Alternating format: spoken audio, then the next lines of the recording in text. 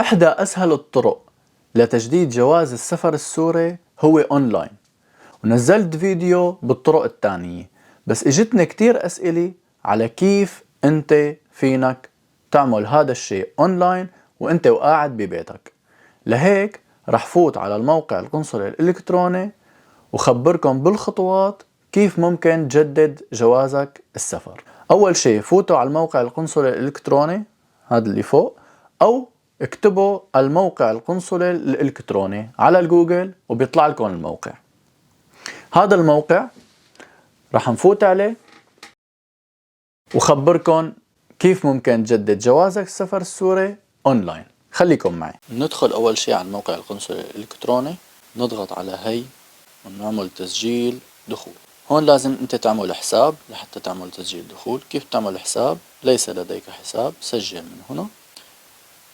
بعد ما تعمل حساب بتفوت على ايميلك، لازم يكون واصلك ايميل خاص بالتفعيل، بحطوا لك هذا الرمز الخاص بك للتفعيل هذا، او بتضغط على تفعيل الحساب او بتدخل هذا الرمز. هنضغط على تفعيل الحساب، بيطلع لك بعد ما يتم تفعيل الحساب عن طريق الايميل تضغط هون على تسجيل الدخول، تفتح لك هاي الصفحة. هون بتدخل ايميلك وكلمة المرور. بعد ما تدخل هاي البيانات تعمل تسجيل دخول.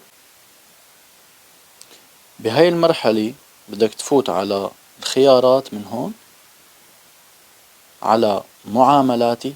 هلا انا هون عامل معاملة تجديد جواز سفر، رح نعمل وحدة جديدة. من زر الزائد تحت على اليسار تضغط عليه، بتحط نوع المعاملة اللي بدك اياها، جواز سفر عادي او مستعجل او لأول مرة.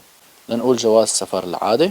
هون عم يخبروك انه انت لازم ترسل جواز سفرك الحالي، ولازم تكون انت خارج الاراضي السورية، وفي حال مخالفة هاي الشروط فانت رح يتم الرفض وما رح تسترد المبلغ. وعم يخبروك انه بعد ما تدفع المصاري ما عاد فينك تبطل انه تجدد جواز السفر. رح نحط الخطوة التالية. هون رح ياخدوا المعلومات الخاصة فيك. طبعا انت هون بتكون معباها اوريدي وقت اللي عملت حساب، عنوانك وتفاصيلك وهاي القصص.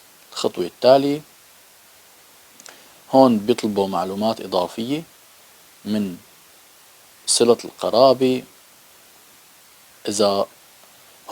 إذا كان الشخص أنت عم تعمل لشخص تاني تجديد الجواز فبتعبي هاي، أما إذا لا تضغط على هذا. انتبهوا، هون بس ضغطت عليه بيروحوا وبيطلع اسمك وتفاصيلك، فلازم تحط صح على هذا المربع وبتنزل. هون لازم تدخل الرقم الوطني الموجود على هويتك السورية، وموجود كمان بجواز السفر على فكرة، وهون تفاصيل مواليدك وإلخ. تحط الخطوة التالية. طبعا هون راح يطلب منك تدخل معلومات الصيدافية، اسمك وكنيتك وتفاصيل باللغة الإنجليزية، بالإضافة لخدمة العلم متخلف ولم يؤدي خدمة العلم، أما إذا كنت مؤدي خدمة العلم فبتحطه. رقم جواز السفر القديم شو هو؟ انتبه، رقم الجواز بتحطه بدون حرف الإن.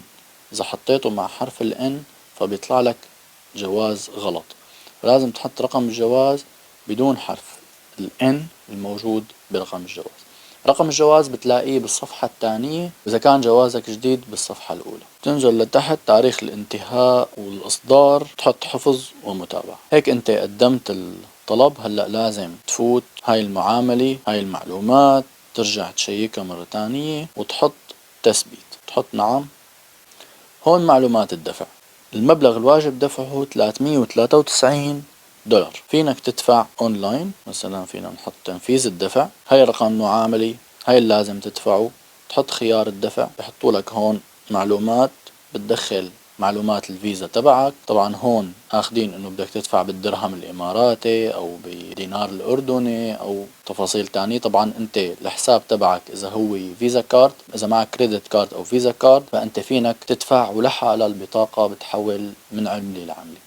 هون بس بتدخل معلومات البطاقة تبعك، تاريخ الانتهاء والسي في في، وبتحط على هي صح وبتحط باي ناو، وهيك بيكون اندفع. وبعدها رح يبعتوا لك تفاصيل. طبعا هذا السعر هو متضمن ايجار الارسال لجواز السفر. رح نشوف عرض تفاصيل الدفعة $300 رسوم توصيل $31، عمولة الخدمة $42، وبدل خدمة منظومة الخدمات الإلكترونية $20. هاي التفاصيل بتجددوا انت وقاعد بالبيت، ما في داعي لا تسافر، لا تروح على سفارة قريبة عليك، ولا تتشنشط، ولا تخبر حدا بسوريا انه يجدد لك جوازك. هاي هي الطريقة الأسرع والأسهل. إذا فادك هذا الفيديو واستفدت من هذا الشرح، اترك لي تعليق صغير لحتى كتر من هاي الشروحات، وخبرني شو رأيك بهالحكي؟